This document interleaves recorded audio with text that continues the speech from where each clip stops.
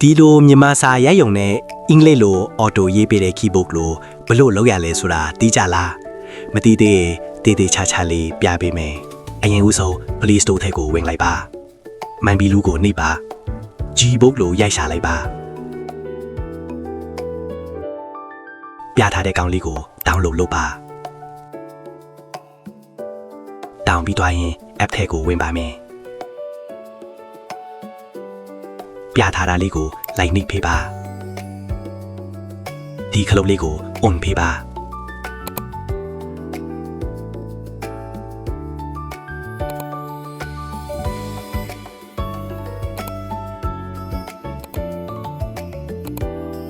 မြန်မာ keyboard ကိုထည့်မှာမို့လို့ပြထားတာလေးကိုနှိပ်ဖေးပါမြန်မာကိုယူပါ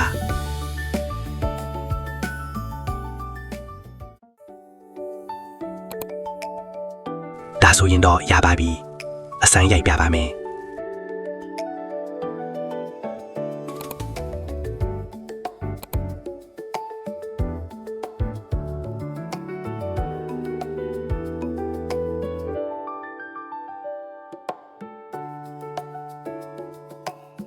အခုဆိုရင်တော့အင်္ဂလိပ်လိုမရေးတတ်လဲဒီနည်းနဲ့ဆရာကြီးလို့ရပြီ